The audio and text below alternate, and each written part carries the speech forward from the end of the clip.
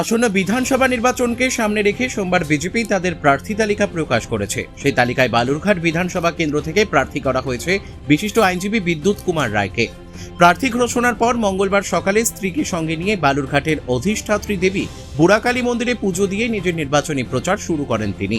এই সময় তার সঙ্গে উপস্থিত ছিলেন বিজেপির জেলা সাধারণ সম্পাদক বাপি সরকার, বালুরঘাট টাউন মণ্ডলের সভাপতি সমীর প্রসাদ দত্ত সহ দলের অন্যান্য নেতৃবৃন্দ। মন্দিরে পুজো দেওয়ার পর বিদ্যুৎ রায় মন্দির চত্বরের আশপাশের বিভিন্ন দোকানেও প্রচার চালান এবং সাধারণ মানুষের সঙ্গে কথা বলেন।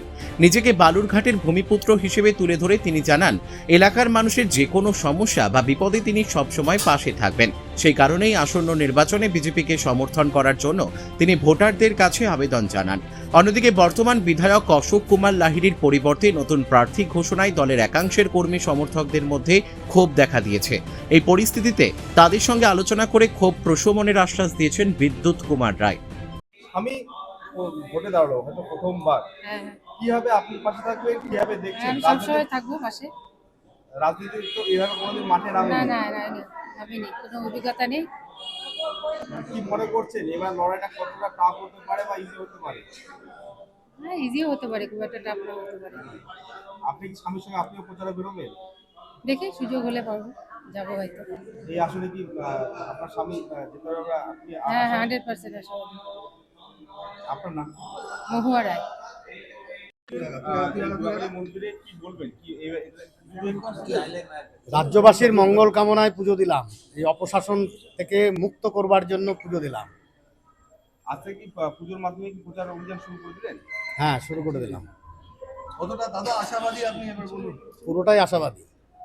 দাদা, বালুরঘাট সিটে অশোক কুমার লাহিড়ী জিতেছিলেন গত বছর। অশোক কুমার লাহিড়ীর মতো একটা বড় মুখের ছায়ার সঙ্গে লড়াই করতে হবে, কতটা দেখতেছেন?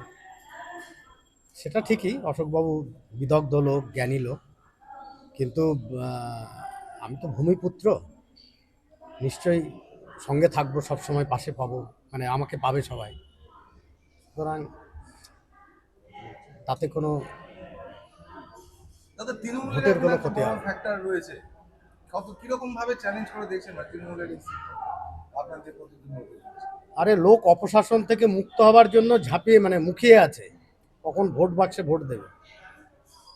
সুতরাং ওটা তৃণমূল কোনো ফ্যাক্টরি না। বিন্দুবাবু, আপনি আপনার দলের মধ্যেই তৃণমূল ক্ষোভ দেখা দিচ্ছে, পদত্যাগ হচ্ছে, এই নিয়ে কি বলবেন? সেটা প্রশমিত করতে হবে। ভুল বোঝাবুঝি হয়েছে হয়তো সামান্য কিছু, সেগুলো ওভারকাম করতে হবে, তাদেরকে সঙ্গে নিয়ে চলতে হবে। আজ থেকে প্রচার শুরু করে দিচ্ছেন একদম? হ্যাঁ, একদম। বালুরঘাট থেকে মান্টি সিং এর রিপোর্ট, কুলিক নিউজ।